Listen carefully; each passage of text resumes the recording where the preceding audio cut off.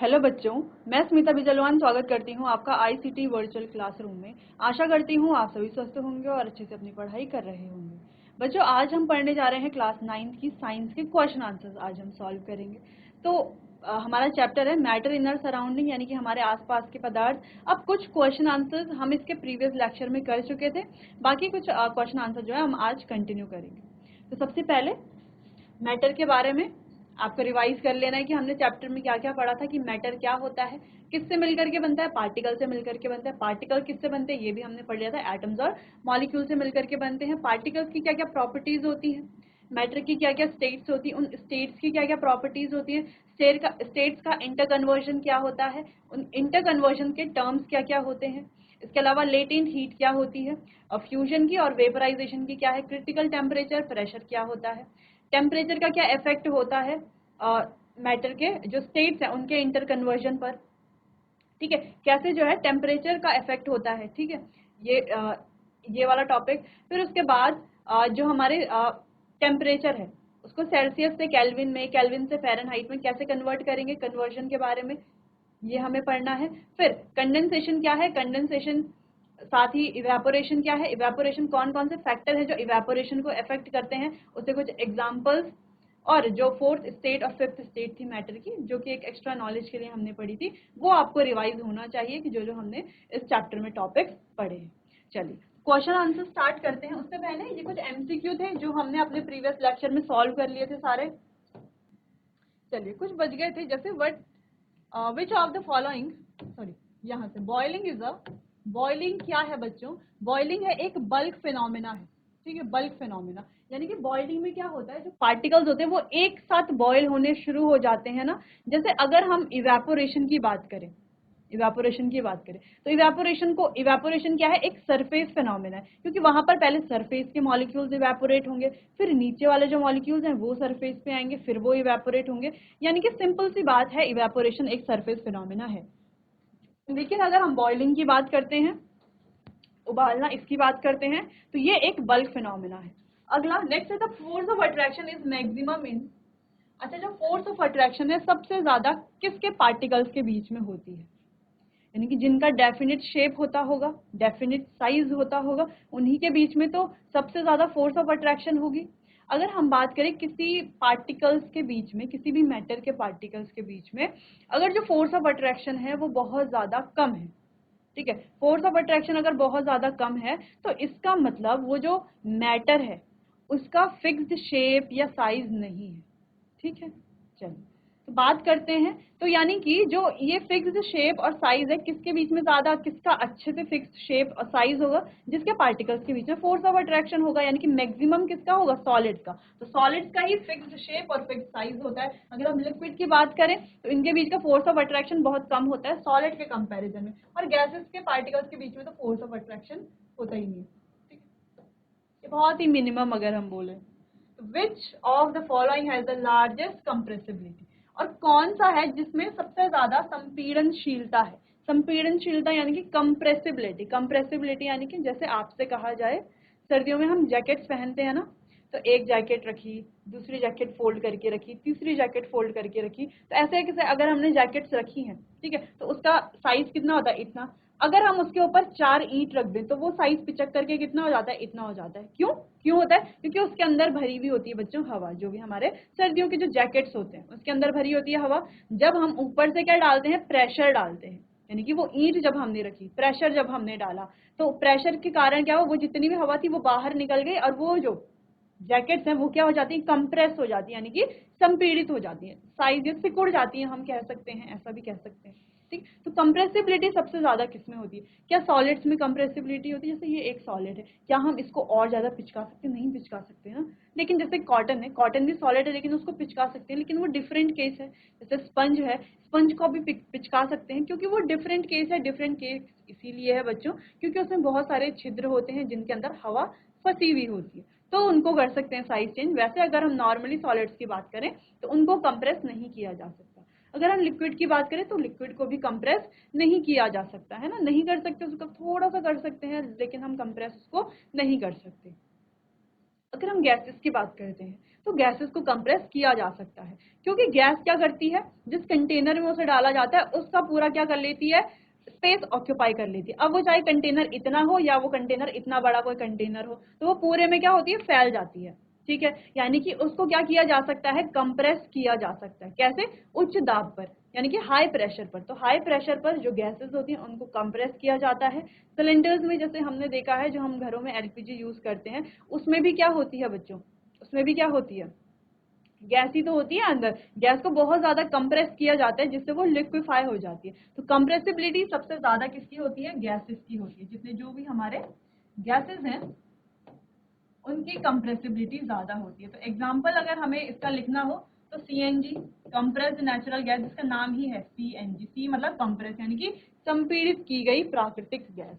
ठीक, चलिए तो ये कुछ क्वेश्चंस हो गए, नोट कर लीजिए इनको।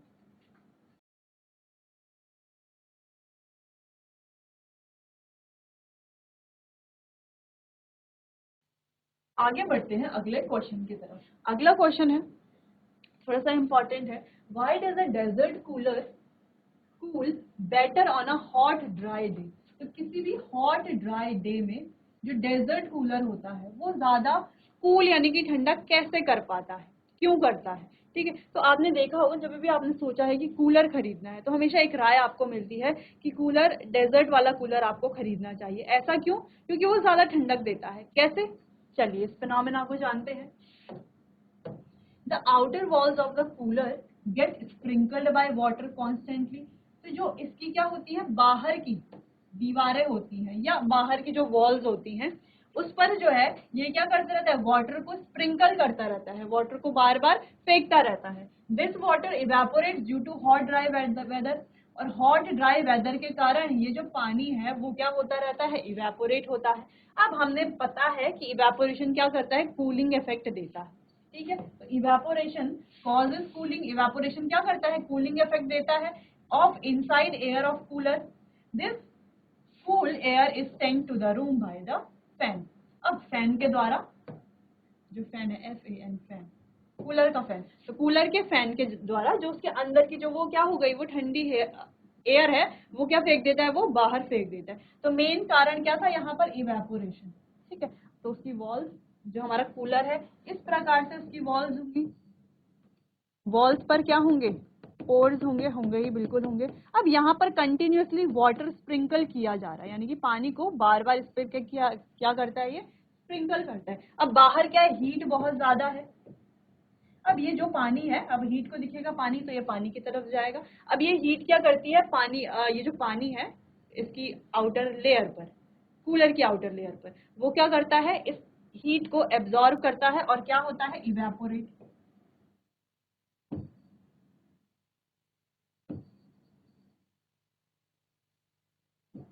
अब इवेपोरेशन से होता क्या है बच्चों, इवेपोरेशन से क्या होता है, कूलिंग, यानी कि इवेपोरेशन क्या करता है, कूलिंग इफेक्ट देता है। तो जिस वजह से यहाँ अंदर क्या हो जाती है, कूलिंग, और हवा जो पंखा है इसमें लगा हुआ यानी कि जो फैन है वो क्या करता है, इस कूल एयर को क्या करता है, बाहर फेंकता है। ठीक है, जिस वजह से जो कमरा है या ठंडा, वो ठंडा हो जाता है या हमें जो है ठंडी हवा मिलती रहती है। तो ये एक इंपॉर्टेंट क्वेश्चन था जो इवेपोरेशन पे बेस्ड था। इस तरह के क्वेश्चन एग्जाम में भी पूछे जाते हैं, तो आपको ये नोट कर लेना है और समझ लेना है अच्छे से।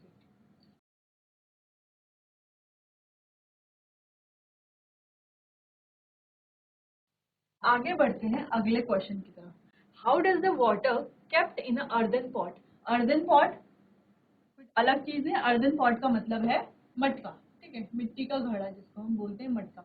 बिकम कूल ड्यूरिंग समर, यानी कि गर्मियों के दौरान, समर्स में ये जो हमारा मटका है ये ठंडा पानी कैसे देता है, उसके अंदर जो पानी रखा हुआ है वो ठंडा कैसे हो जाता है।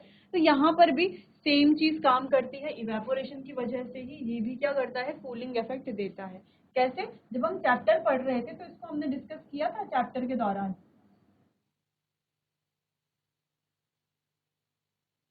चलिए, तो इस तरीके से हमारा मटका होता है, इस पर होते हैं छेद, पोर्स होते हैं, है ना। तो जब हम पानी इसके अंदर भरते हैं तो ये जो छेद है ये पानी से भर जाते हैं। ठीक है, अब हमारे जो बाहर है इसके सराउंडिंग्स में होती है बच्चों हीट। क्या होती है, हीट होती है। ठीक है, ये हम समर्स की बात कर रहे हैं तो हीट होगी। तो ये जो आउटर, ये जो इसके जो क्या है, सरफेस है, सरफेस पर ये जो छेद हैं जिन पर पानी है, तो ये पानी क्या करता है, हीट को एब्जॉर्ब करता है और हीट को मटके के अंदर वाले पानी में नहीं जाने देता। ठीक है, पहली बात तो अंदर वाले पानी में ये नहीं जाने देता। दूसरी चीज, बाहर सरफेस से ही ये क्या कर लेता है, हीट को एब्जॉर्ब करके इवेपोरेट होता है। क्या होता है, इवेपोरेट होता है। और इवेपोरेट होने के कारण ये क्या करता है, कूलिंग इफेक्ट देता है, जिससे अंदर का पानी क्या रहता है, ठंडा रहता है। ठीक है, सिंपल समझ में आया कि जो बाहर के सरफेस पे ये जो पोर्स होते हैं ये पानी को एब्जॉर्ब करते हैं। ठीक है, सॉरी, पानी इन पोर्स में पानी चला जाता है। ठीक है, पानी जब चला जाता है तो ये पानी जो है इस हीट को एब्जॉर्ब करते हैं, इस हीट को सोखते हैं, इस पूरी हीट को लेते हैं। सिर्फ यहाँ ना, ये पूरे सरफेस पे क्या आती रहेगी, हीट आती तो रहेगी, है ना। तो सारे सरफेस पे जितने भी है वो हीट को एब्जॉर्ब करेंगे। एब्जॉर्ब करने के बाद वो क्या हो जाएंगे, इवेपोरेट हो जाएंगे। तो क्या हीट एब्जॉर्ब करते ही सीधा इवेपोरेट हो जाते, नहीं, हीट एब्जॉर्ब करेंगे, उसके बाद इनकी काइनेटिक एनर्जी बढ़ेगी। काइनेटिक एनर्जी बढ़ेगी तो जो फोर्स ऑफ अट्रैक्शन है वो जो नीचे ये जो दूसरे पार्टिकल्स हैं उनके साथ फोर्स ऑफ अट्रैक्शन कम हो जाएगा। फोर्स ऑफ अट्रैक्शन तोड़ करके ये क्या हो जाएंगे, इवेपोरेट हो जाएंगे। और इवेपोरेशन के कारण यहाँ पर क्या होगी बच्चों, कूलिंग हो जाएगी, यानी कि ठंडक आ जाएगी। ठीक है, कूलिंग इफेक्ट यहाँ पर हो जाएगा, जिस वजह से मटके का पानी ठंडा रहता है गर्मियों में। ठीक, चलिए। The earthen pot is porous. Porous यानी कि इनमें क्या होते हैं, छोटे छोटे छेद होते हैं, पोर्स होते हैं, इसलिए इन्हें पोरस कहा जाता है। With lot of pores in it, जिसमें क्या होते हैं, बहुत सारे पोर्स होते हैं, यानी कि छेद होते हैं। The water oozes out through these pores. तो वाटर क्या करता है, इन जो छोटे छोटे पोर्स हैं इनके द्वारा बाहर आता रहता है। And the water gets evaporated at the surface of the pot. अब वाटर, अब ये जो पानी है इसके सरफेस पर इन छेदों पर आता है, इन पोर्स पर आता है। ठीक है, और क्या हो जाता है, वहां से इवेपोरेट हो जाता है, जिस वजह से कूलिंग इफेक्ट होता है, जिसके कारण क्या होता है, यहाँ पर कूलिंग इफेक्ट होता है, जिस वजह से ये जो पॉट है कोल्ड होता है और इसके अंदर का जो पानी है वो भी कूल हो, ठंडा हो जाता है इस प्रोसेस के दौरान। तो पूरी प्रोसेस क्या है ये हमने पढ़ लिया, क्वेश्चन को, आंसर को कैसे हमें लिखना है ये भी हमने यहाँ पर देख लिया है। चलिए, इतना नोट कर लीजिए।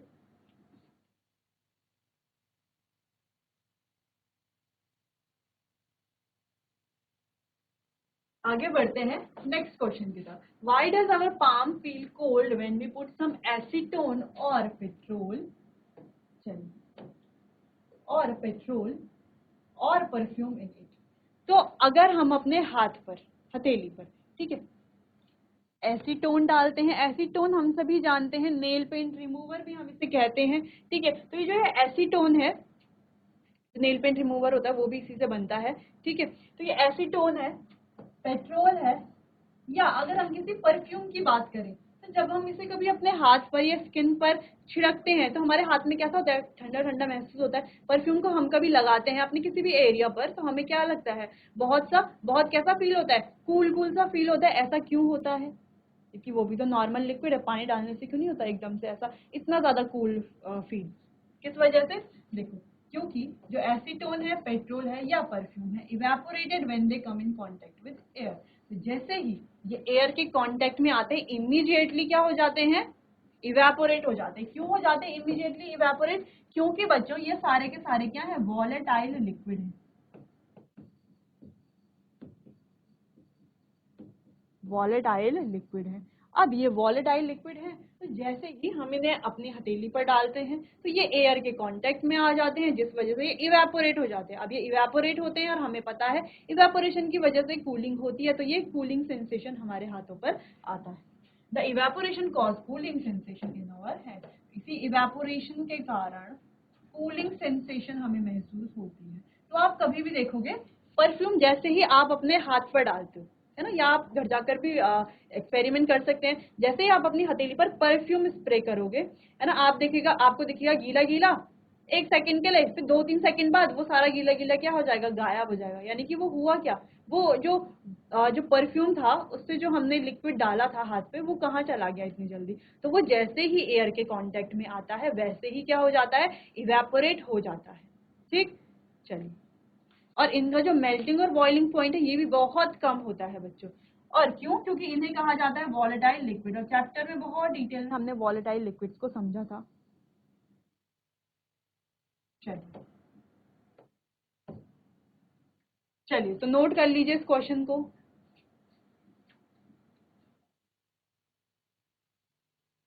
चलिए तो बात समझ में आ गई, वॉलेटाइल लिक्विड क्या करते हैं।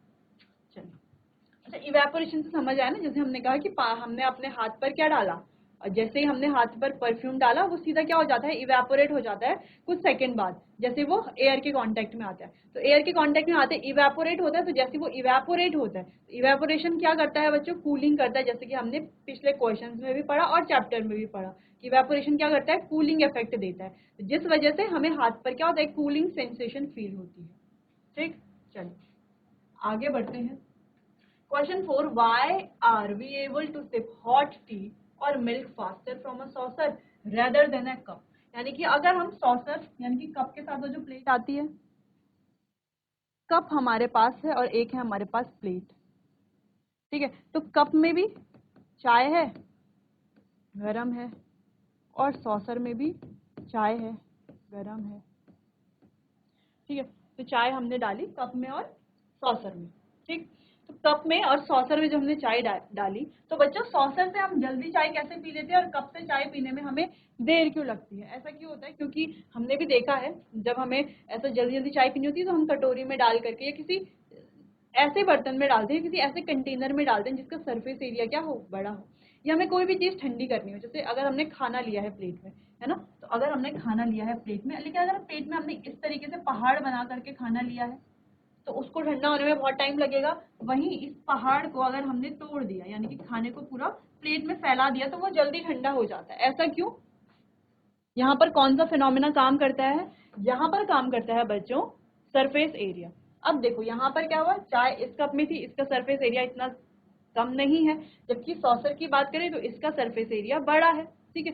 सरफेस एरिया बड़ा है तो इवेपोरेशन जल्दी होगा, इवेपोरेशन जल्दी होगा जिस वजह से ये क्या रहेगा, कूल जल्दी होगा, ठंडा जल्दी होगा। तो इस वजह से ही इससे हम चाय जल्दी पी सकते हैं और इससे लेट में, ठीक है। वैसे ही खाना यहाँ पर जल्दी ठंडा होता है क्योंकि हमने खाने का सरफेस एरिया बढ़ा दिया। इस तरीके से पहाड़ बना करके अगर खाना रखा हुआ है तो वो जल्दी ठंडा नहीं होगा क्योंकि उसका सरफेस एरिया क्या है, कम, ठीक है। बात सरफेस एरिया की है पूरी, रीड कर लेते हैं इस आंसर को। T in a saucer has larger surface area, तो सॉसर पर जो टी रखी हुई है उसका सरफेस एरिया क्या है, ज्यादा है कप से, तो इवेपोरेशन का रेट भी क्या होगा, सॉसर पर ज्यादा होगा, जिसका सरफेस एरिया ज्यादा है उसका ही इवेपोरेशन का रेट तो ज्यादा होगा। जैसे हमने कहा था कि इवेपोरेशन जो है, rate of evaporation is directly proportional to surface area. Directly proportional का मतलब है कि रेट ऑफ इवेपोरेशन अगर बढ़ेगा तो सरफेस एरिया भी बढ़ेगा, ठीक है। यानी कि सिंपल सी बात है, सरफेस एरिया अगर बढ़ेगा तो इवेपोरेशन का रेट भी बढ़ेगा, ठीक है। तो यहाँ पर सरफेस एरिया ज्यादा है, इस वजह से इवेपोरेशन जल्दी हो रहा है। अब इवेपोरेशन जल्दी होने से क्या होगा, the cooling of tea in saucer take place sooner. तो जो चाय ठंडी होगी वो सॉसर में जल्दी ठंडी होगी, है ना, फैला के रखी हुई है एक, तो इसीलिए चौड़े बर्तन में रखी है, यानी कि सरफेस एरिया ज्यादा वाले कंटेनर में रखी है, इसीलिए भी। तीसरी चीज मेन पॉइंट ये है कि यहाँ पर इवेपोरेशन होगा ज्यादा एरिया का, है ना, ज्यादा इवेपोरेशन होगा और जल्दी जल्दी इवेपोरेशन होगा। दूसरी चीज, इवेपोरेशन क्या करता है, कूलिंग इफेक्ट कॉज करता है जिस वजह से चाय जल्दी ठंडी होगी। Hence we are able to sip hot tea or milk faster from a saucer rather than a cup, ठीक है। तो यही इसका आंसर है, इसीलिए हम सॉसर से जो है जल्दी चाय पी पाते हैं और कप से जो है लेट में, या हम कहें सॉसर की चाय जल्दी ठंडी हो जाती है और कप की चाय लेट में, ठीक है, सिंपल। चलिए आगे बढ़ते हैं, question number 5। What type of cloth should we wear in summer. तो हमें समर में कैसे कपड़े पहनने चाहिए, चैप्टर के दौरान हमने डिस्कस किया था कि कॉटन के क्लोथ्स पहनने चाहिए, लेकिन सूती कपड़े पहनने चाहिए, क्यों, क्योंकि जो सूती कपड़े हैं वो क्या करते हैं, जो गर्मियों के दौरान जब हम उन्हें पहनते हैं तो वो क्या करते हैं, स्वेट को यानी कि पसीने को एब्जॉर्ब करते हैं, पसीने को एब्जॉर्ब करेंगे, ठीक है, सराउंडिंग की हीट एब्जॉर्ब करके वो क्या करते हैं बच्चों, वो पसीना जो है इवेपोरेट होता है, इवेपोरेशन से क्या देता है, वो कूलिंग इफेक्ट देता है, जिस वजह से कॉटनी कपड़े पहनने से हमें ठंडक फील होती है, ठंडक हमें फील होती है, इस वजह से पहनते हैं, ठीक। चलिए, we should wear light coloured cloth, coloured cotton cloth, कौन से कलर के, लाइट कलर के इन समर, क्योंकि लाइट कलर क्या करता है बच्चों, रिफ्लेक्ट इट रिफ्लेक्ट हीट, क्योंकि ये हीट को क्या करता है, रिफ्लेक्ट कर देता है, एब्जॉर्ब नहीं करेगा, रिफ्लेक्ट करने की कोशिश करेगा। Cotton cloth because it has pores in it, अब इसमें क्या होते हैं, पोर्स होते हैं, जैसे मटके वाला कॉन्सेप्ट है कि जैसे मटके में क्या होते हैं, पोर्स होते हैं, हीट को एब्जॉर्ब करता है। सरफेस के जो वाटर के मॉलिक्यूल्स थे वो इवेपोरेट हो जाएंगे और कूलिंग कॉज करेंगे। तो ये भी क्या करता है, विच एब्जॉर्ब स्वेट, यानी कि पसीने को एब्जॉर्ब करता है। फिर स्वेट को अलाउ करता है इवेपोरेट करने का, स्वेट क्या करता है, फिर इवेपोरेट करता है जल्दी जल्दी, जिस कारण हमें कूलिंग इफेक्ट मिलता है, कूल कूल हमें फील होता है। ठीक, चलिए, तो ये क्वेश्चन भी कंप्लीट हो गया, यानी कि इवेपोरेशन टॉपिक से हमने 4-5 क्वेश्चन देखे हैं जो कि काफी इंपॉर्टेंट क्वेश्चन है और सब में एक ही कॉन्सेप्ट लग रहा है, वही इवेपोरेशन वाला फिनोमेना ही सब में लग रहा है। ठीक, चलिए नोट कर लीजिए।